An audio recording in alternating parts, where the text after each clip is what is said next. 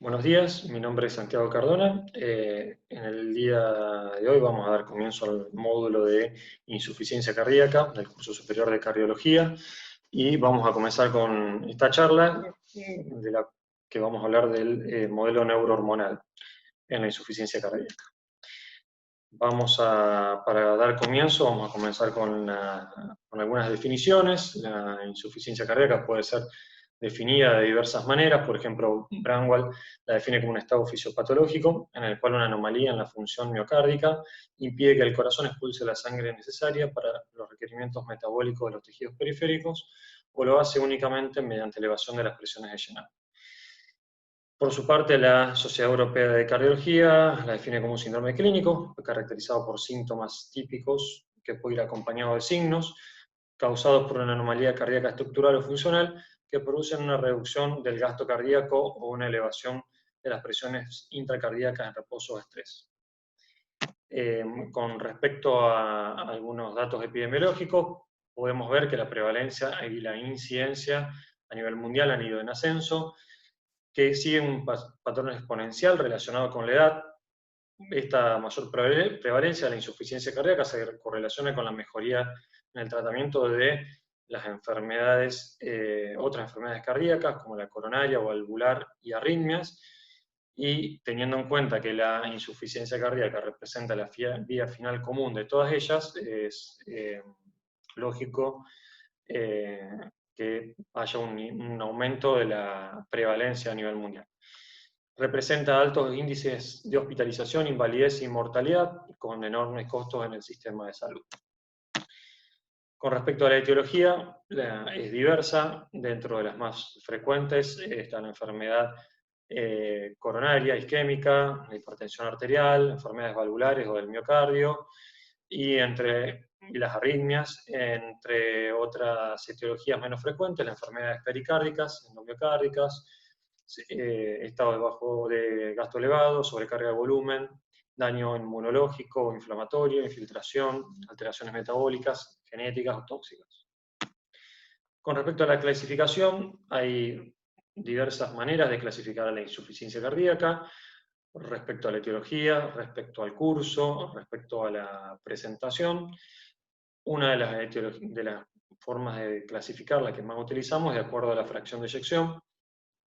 Por ejemplo, la Sociedad Americana la clasifica en insuficiencia cardíaca con fracción de eyección reducida, aquellos cuadros en donde haya signos y síntomas de insuficiencia cardíaca y fracción de eyección menor al 40%.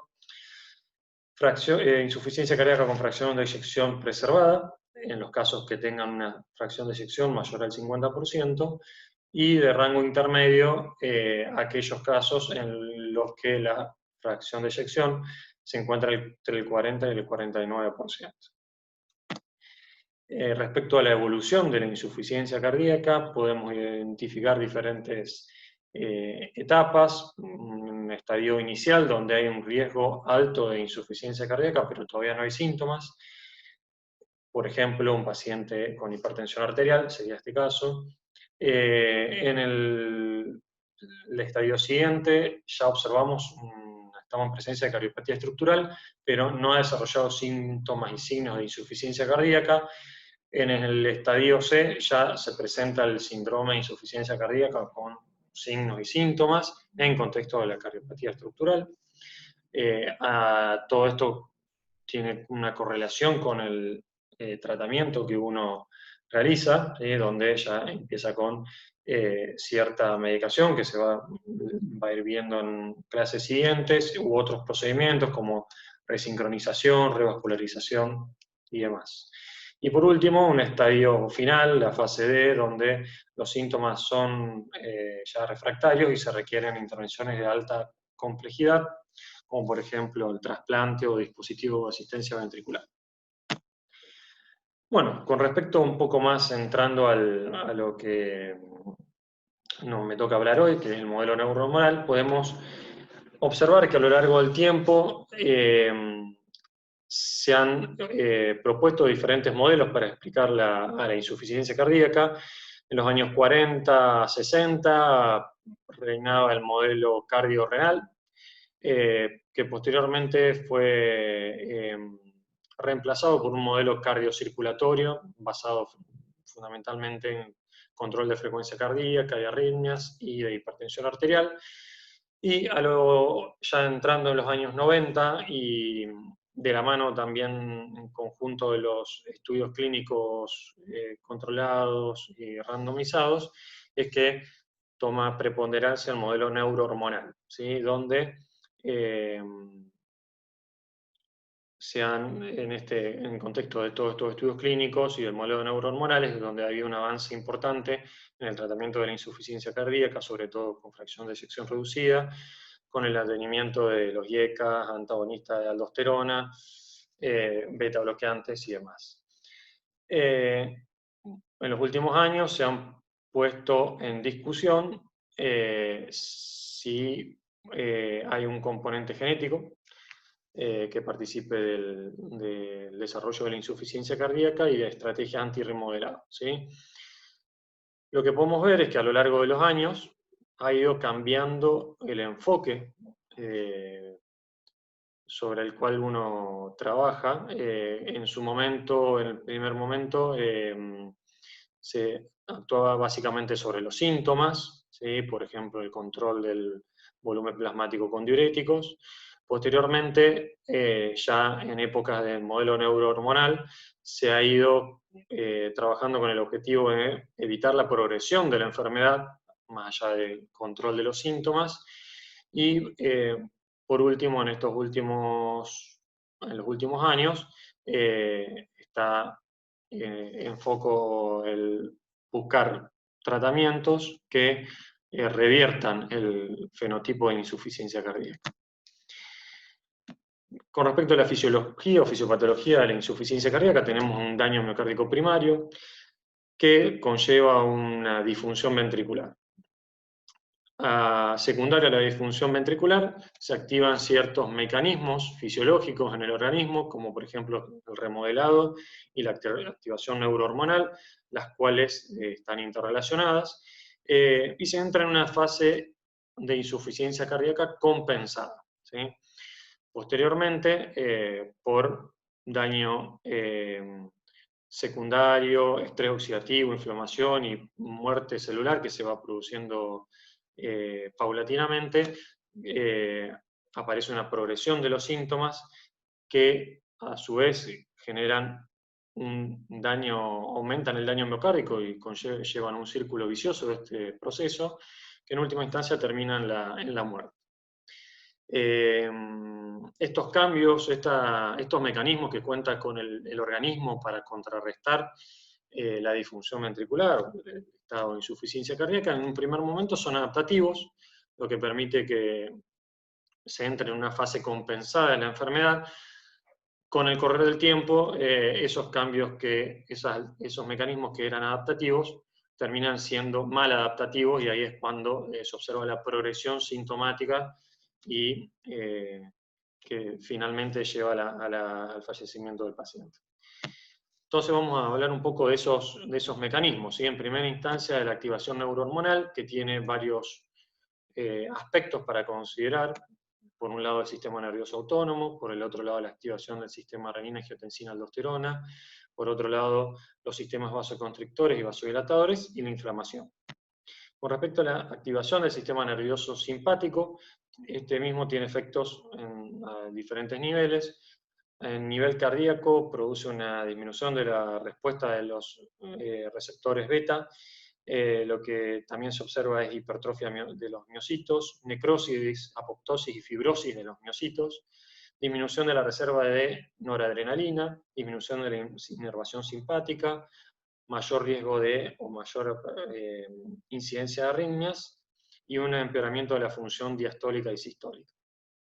A nivel renal, lo que se observa es una disminución del flujo plasmático renal, aumento de la liberación de renina, aumento de la reabsorción tubular de sodio, activación del sistema renina-angiotensina-aldosterona, aumento de la resistencia vascular renal y disminución de la respuesta a los péptidos natriuréticos.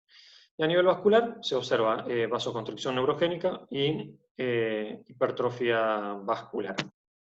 Estos son unos cuadritos extraídos del estudio de los pacientes del SOLV, que eran tratados con IECA en insuficiencia cardíaca. Tenemos en la primera columna un grupo control, de la población general. En la columna del medio son los pacientes del estudio SOLV Prevention, que tenían alteración estructural sin insuficiencia cardíaca. Y por último, el SOLV Treatment, que eran pacientes con disfunción ventricular izquierda e insuficiencia cardíaca clínica. ¿Qué se puede observar? Que los niveles de renina y noradrenalina arriba, en el gráfico de arriba, y renina en el gráfico de abajo, eran mayores en los pacientes del estudio SOLV Prevention, que tenían alteración estructural, disfunción ventricular sin insuficiencia cardíaca respecto a la población general, y los pacientes del estudio SOLV Treatment tenían mucho mayor, eran los valores de renina y de noradrenalina respecto a la población general, ¿sí? Esto demuestra, bueno, el nivel de activación simpática que se observa en estos pacientes.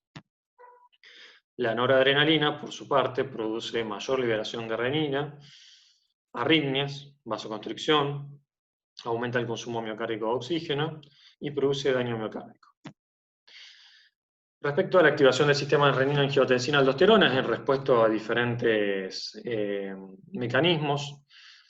Por ejemplo, está afectado por la actividad simpática eferente, por el tratamiento diurético, por la carga de sodio en el túbulo distal, por la presión de perfusión renal, por las prostaglandinas y a nivel favorable o beneficioso por los péptidos natriuréticos y la vasopresina. El comienzo de la activación de este sistema es mediante la liberación de renina por el riñón, el cual convierte el angiotensinógeno en angiotensina 1, el cual a su vez es transformado por la enzima convertidora de angiotensina en angiotensina 2, que es la que tiene la mayor cantidad de efectos biológicos, produciendo retención de sodio a nivel del túbulo, a nivel tubular, renal, aumento de la sed, vasoconstricción y aumento de la secreción de aldosterona. Acá vemos cómo están interrelacionados el sistema nervioso central, corazón, riñón y vasos periféricos.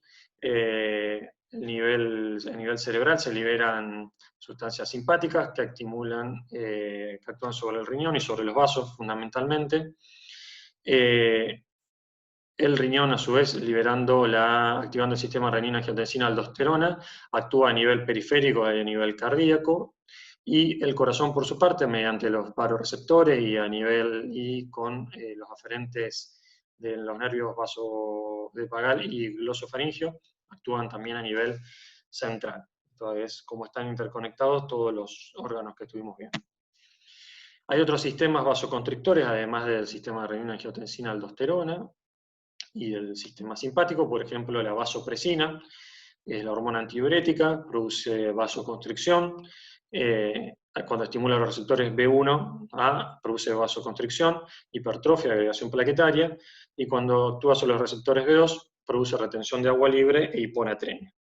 Y por otro lado, la endotelina, que produce también vasoconstricción e hipertrofia de la pared vascular. Además, hay sistemas vasodilatadores, ¿sí? Que estos ya los conocemos, son los péptidos natriuréticos, que los efectos fisiológicos que producen son disminución del tono simpático, disminución de las presiones de llenado a nivel cardíaco y mejoría del lusitropismo, de las propiedades de relajación, vasodilatación, aumento de la natriuresis y de la diuresis, aumento de la lipólisis a nivel del tejido graso y aumento de la secreción de insulina a nivel pancreático. Son, como vemos, todos efectos protectores.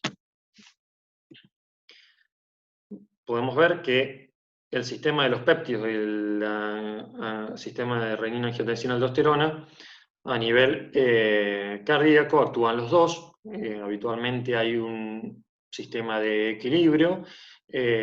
Los péptidos, como vimos recién, se liberan en forma fisiológica habitualmente, estimulan guanilato ciclasa, que convierte el GTP en GMP cíclico, y este mismo produce los efectos que nombramos previamente sobre el tono simpático, disminución de la liberación de aldosterona, disminución de la fibrosis a nivel cardíaco, disminución de la hipertrofia ventricular, aumento de la natriuresis y la diuresis.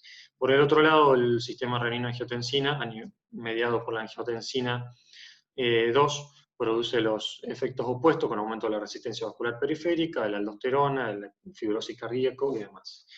En los pacientes con insuficiencia cardíaca lo que se observa es una mayor activación del sistema renina-angiotensina que no puede ser contrarrestado por el sistema de los péptidos natriuréticos.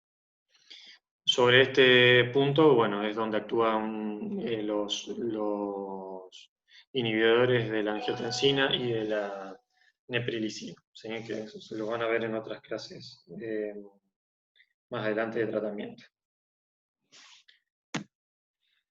Respecto al rol de la inflamación, se conocen varios mecanismos sobre la alteración de la biología de los miocitos.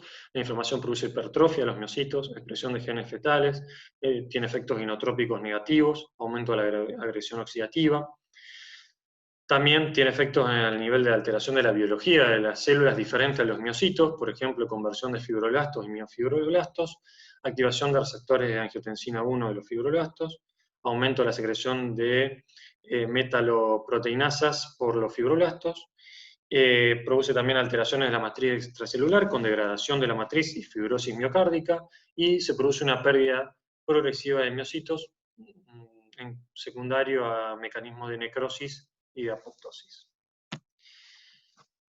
Ahora ya hablamos un poco del sistema neurohormonal y voy a hablar del remodelado. El remodelado podemos observarlo en alteraciones también de la biología de los miocitos. Hay una alteración a nivel del acoplamiento, excitación, contracción, a nivel de la expresión de los genes de la cadena pesada de la miocina. Se observa desensibilización beta-adrenérgica, hipertrofia, miocitólisis y proteínas, alteraciones en las proteínas del citoesqueleto. Se observan cambios miocárdicos como pérdida de miocitos, que ya hablamos, que puede ser secundario a necrosis, apoptosis o autofagia, y alteraciones de la matriz extracelular con degradación de la matriz y fibrosis miocárdica. También se observan alteraciones de la geometría de la cámara del ventrículo izquierdo con dilatación del mismo, aumento de la esfericidad, adelgazamiento de la pared del ventrículo izquierdo e incompetencia de la válvula mitral. ¿Sí? Estos son algunos mecanismos ocasionados o efectos secundarios al remodelado del ventrículo izquierdo. Hay un aumento del estrés parietal con un aumento de la poscarga. Hay hipoperfusión subendocárdica, episodios de hipoperfusión subendocárdica, aumento del consumo de oxígeno.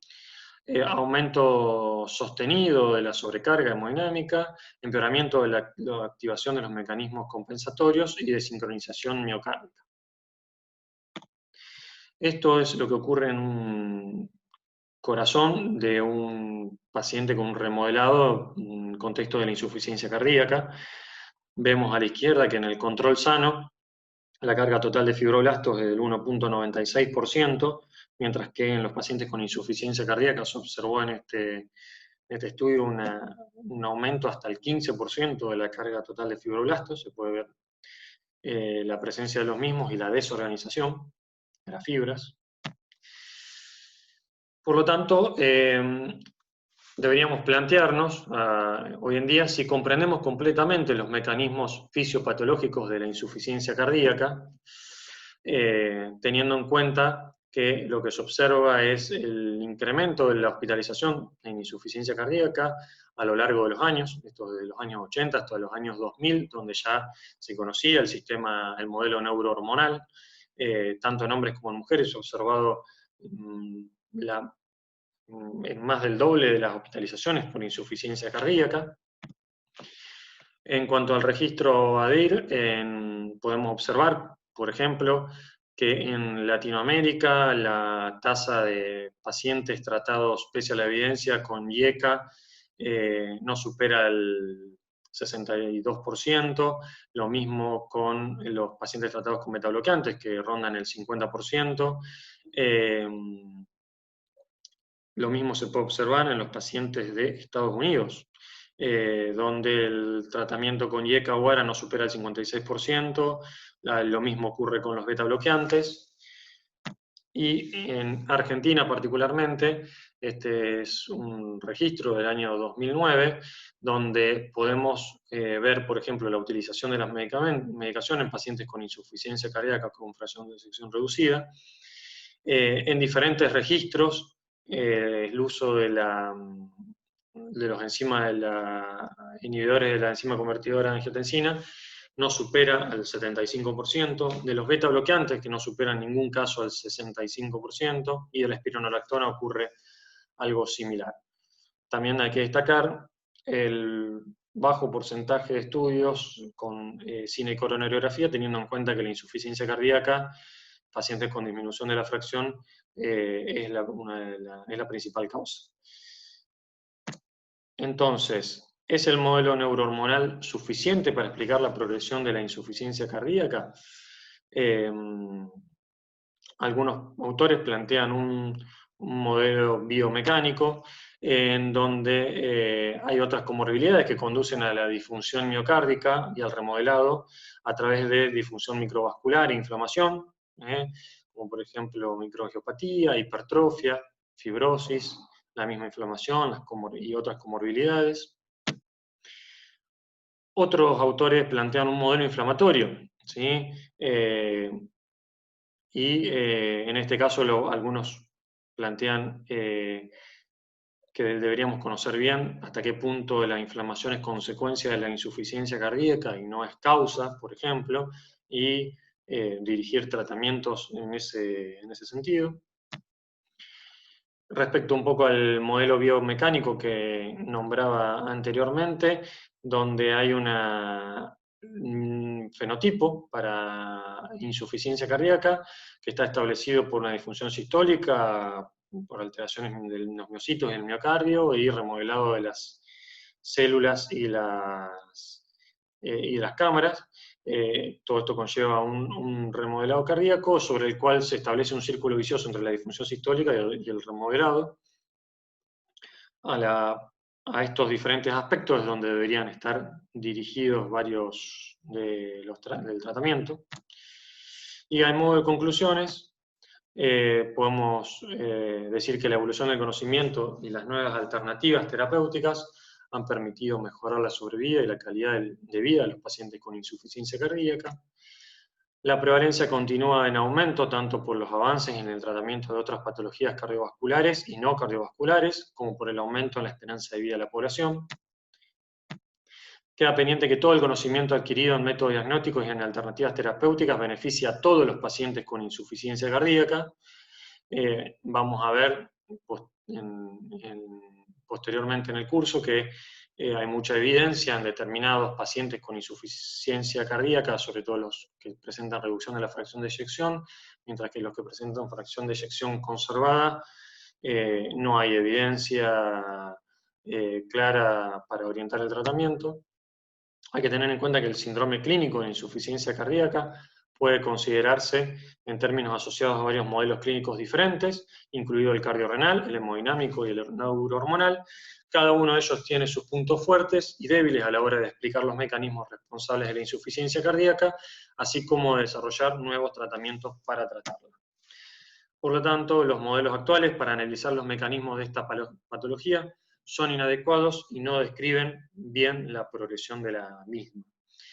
A la vez que, como vimos en los registros tanto internacionales como nacionales, habría que tomar mayor conciencia respecto a la utilización de las diferentes drogas que ya tienen evidencia comprobada en estudios clínicos y que en el día de hoy actualmente aún son subutilizadas en estos pacientes. Bueno, muchas gracias.